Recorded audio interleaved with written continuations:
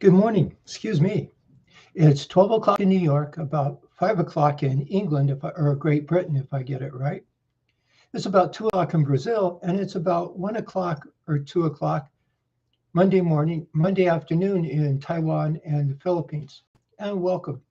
You know why we're here. We're trying to get our gals and guys together and talk first about virtues and then about economics. We want you to call in and tell us what your budget is. And then we're going to get you to go back to the 1950s United States when they had home economics. And there's a suburbia house, a 3-bedroom brick house and a half-acre lot. And if you were a gal and you were a professional home economist, how much of a budget would you need to get the house up and running? Home economics is the opposite of poverty. There's poverty, and then there's a household unit. It's what gets everybody into a feeling of plenty. You have a living room to live in, and a dining room to eat in, and a kitchen that services the dining room, and a garage, a big American car in the house to service the house, and you're in business. And so if we can get a gal as legitimately as you can, say this is enough, this is how much money I need to get things straightened out.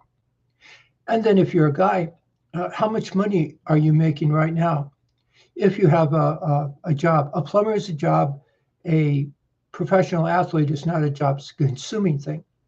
And so if you have a job, how many hours do you have to work? How are you able to support a wife and child with the budget you have now? I'll guarantee you the answer is no. And then you ask, how many hours do I have to work in order to come up with that household budget?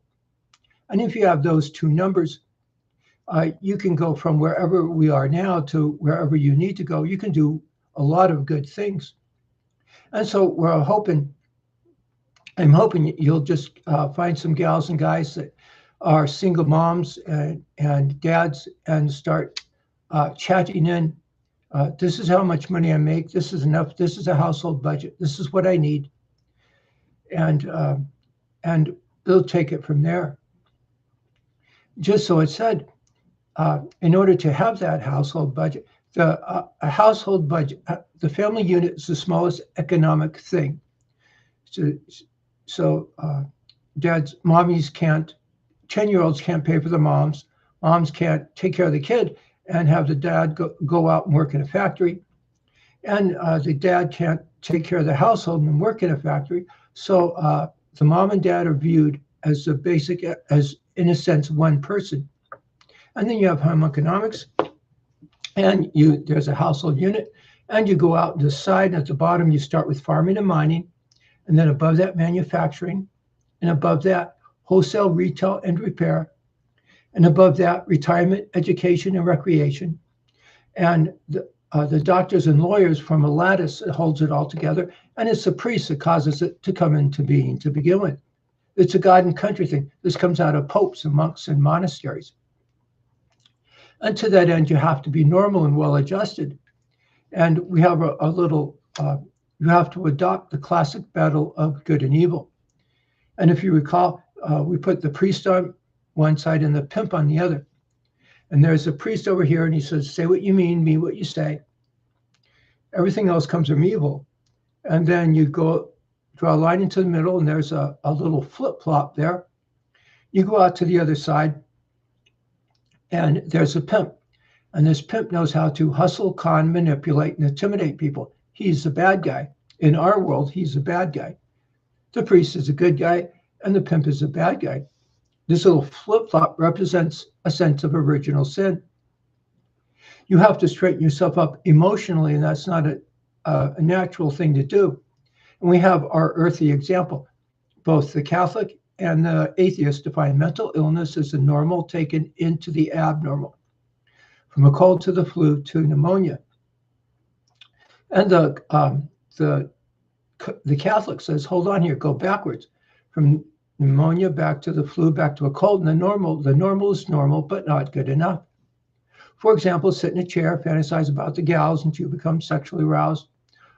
Open your eyes, look around the room, do it again, only this time you're fantasizing about actually getting the gal pregnant.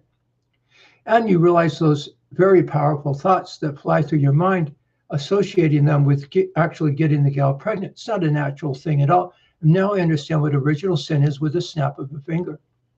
If I add fear to that and the environment and the fact that it has to be a learned thing, then I have that very famous philosophical phrase: what takes away your free will? Fear, sex, ignorance, and violence.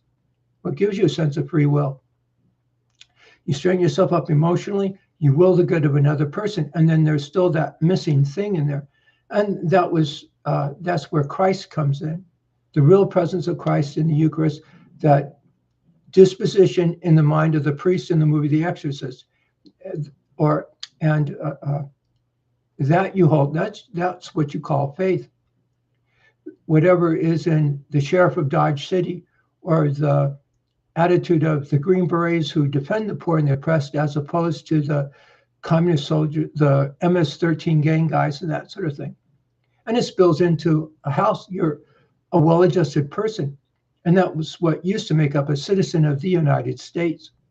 And so you might have a professional gal, and she takes up homemaking if she wants to raise a family, and she does it professionally. And that's where home economics comes in. And so you would have a professional housewife and an amateur tennis player, and they threw all that out. If you recall, in tennis in the 1970s, when our society was changing, they brought in the professional female tennis players. And if you take a second look and go back, you realize that so many of them took male steroids. They had all the 8 hours a day to practice. They used cigarettes as a sponsorship. Everything that you would consider malicious, they did, and they just cashed in on everything. And so the result is they got to live in the foothills and be the upper class in a peasant and property class society. And you and I have to, the gal who went back to ask the 10-year-old what he wanted for his birthday, the guy who went back and got a bicycle for Christmas for the kid, they were plunged into poverty. And so the idea is to go back to that. And so we're hoping someone will hear this and call in and start talking. I've had enough. You say, I can't do this anymore. Some gal on the computer said. She was talking from her closet because she was renting out a room, I guess, and she didn't want her toddler to wake up. She said, I can't do this anymore. I can't work all day and stay up all night and make ends meet. And she's not going to make ends meet. And that's the nightmare of it all. That's a product of individual rights. And so the idea is to grab her. If she's going to be that kind of gal, she gets to have a house to live in. That's what it goes with the idea of home economics. And if the husband's going to work all day and support those family, then he gets to own the house. And you're back in business. It's not what happened. We had fun some time back, just a few weeks back. And we, here in Tucson, this is coming to you from Tucson, I went out and asked, if you're a gal and you have a toddler, what are your expenses? And we were very generous. She had an income of $50,000, which is unusually high around here. And the first thing she had to do was come up with somewhere between $900 and $1,000 for daycare to watch someone else raise her child, and about $1,600 for an apartment. Anything cheaper than that, you didn't want children to live in. And healthcare was a fortune, and dental care was different from healthcare, and the cost of a car and the cost of insurance, it flew so far over her take-home pay that it was just silly. That's called poverty. In the highest standard of living here in the United States was 1973, I think, as far as the average Joe goes. And then it split off. The lazy beat went like this. And that happened to be when our society changed. That also happened to be when the communists in the 1950s said they would overthrow the United States. And they did. Um, uh, you notice I drifted a bit, but in 1973, when our society changed, there was a celebration of malice. Anybody who was malicious, anybody who had an attitude, cashed in on it all. All they had to do was get onto a maintenance level. They chose to or move in the foothills and be the upper class in a peasant and property class society. It was their choice, and they simply chose the latter. They justified their actions by saying, you can't shove your religious values down our throats. I think that was the Twilight Zone horror movie moment. And in the example, to get the thought out, one of our examples, there was a guy and he has a degree in architecture and he marries a gal and she has a counseling degree, and they have a distinctly different attitude. Instead of putting you in your own business, instead of teaching you to be normal and well-adjusted, they went the other route. They knew how to manipulate people. And at the time, hubby still made enough money to support a family income. And so the gal's income was extra. And with that extra income, instead of buying a house, they would buy they bought a duplex. And with that duplex, they got somebody to rent the duplex and paid for their mortgage. And so who would rent property like that? And the answer is the people who were on the very bottom of that huge middle class. And they were plunged into poverty. They were plunged into a peasant class. And over time, it just grew and grew. And you can see it. It's called the lazy V, and it just looks like this. You can go over here, and on the computer, you can find houses of suburbia America in the 1950s, and there's the average Joe, and there's the average house. And then you can see here, and you can go all the way up to today, and you'll see bespoke houses in Malibu worth not $1 million, but $50 million. And then you can see all the poverty it caused. Our example was houses in Detroit. They're abandoned neighborhoods, abandoned houses, and they're just plunged into poverty. And that's what happened. These people up here caused these people down here. Now, if they'd gotten onto a maintenance level, there would have been a larger and larger middle class. And there's a problem. These people up here cause poverty, but these people up here cause these people in the middle to disappear. If this huge middle class, if our democracy had existed, then this group of poverty would disappear. It would be pulled up. But these people up here, the Harry the hippie and Al the Afro and Donna the feminist, they can't appear. These two are in conflict with each other. These two are at war with each other. This is middle class and democracy, and the leadership style of washing the feet of the apostles, making money by making somebody else better off, and this is the upper class society. They make money by causing poverty. They do all the consuming. You do all the producing, and it just goes on and on. Excuse me.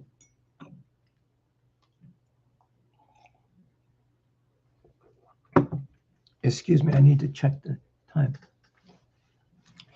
Well, we're not going to last very much longer, so we're hoping to go on the air on Saturday afternoons,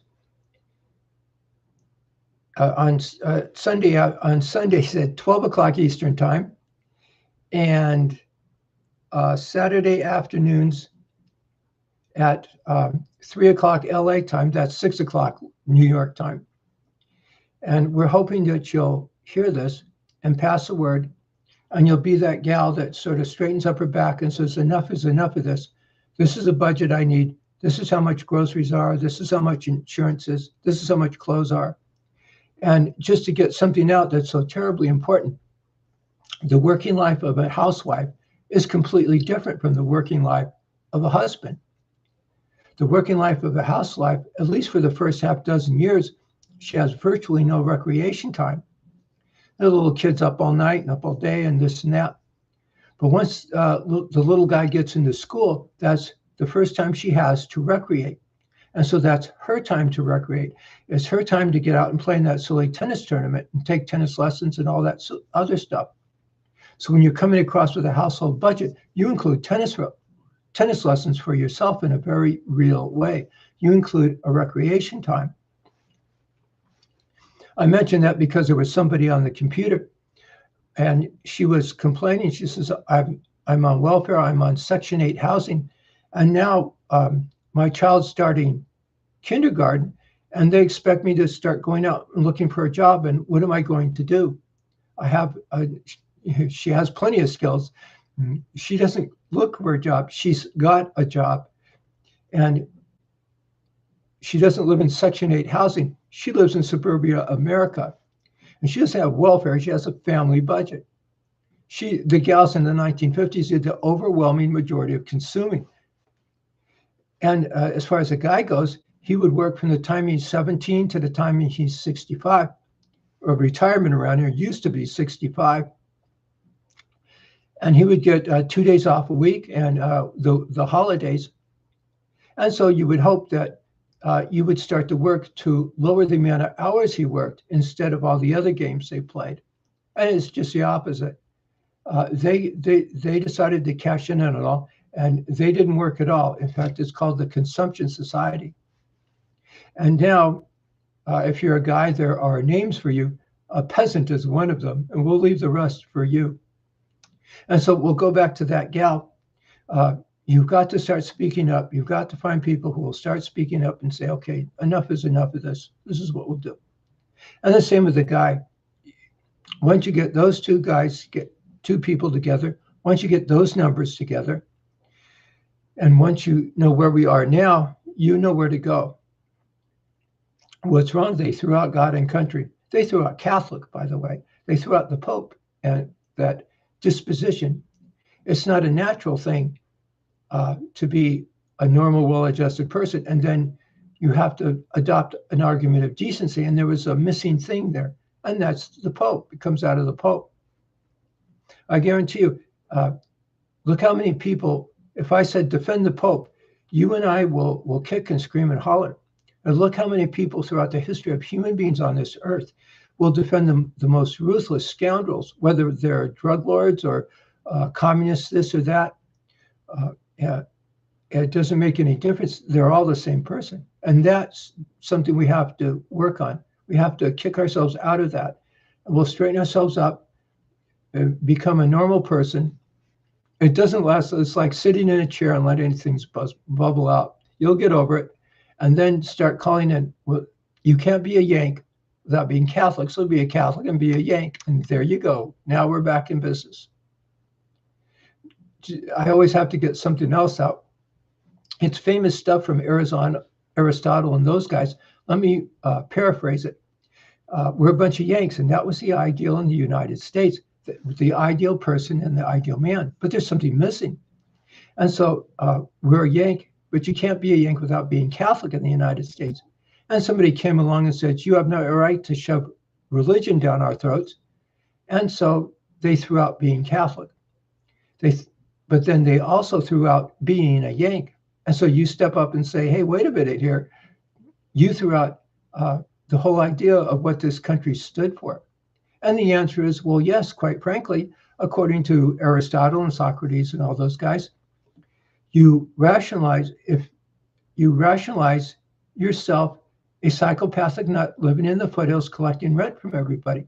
And that's just the reasoning. If there's no God and we're just all a bunch of rock hurtling through space, they starve, but who cares? You're living the highest standard of living you can possibly be. You also have no love in you. You also have no guilt in you. And that's true. That they overlook that little part. It's a good idea to remember that. You step up and say, okay, well, look, that position is a religious position. That's the stereotypical classical definition of the satanic, and that is a religious position. And the answer to that is they sort of smirk, and you have that Twilight Zone moment when some of these guys are in their 80s, and all these people are living in poverty, and they just laugh and say, "Yep, we got you." And so that has to change as well. So think of that when you straighten yourself up, and start calling in, please. And so we're going to go off the air now. We'll be back on the air Saturday afternoon, about 6 o'clock New York time, and then again 12 o'clock New York time on Sunday morning. And I hope you'll pass the word and call in. And I hope you'll join the gang in the playground.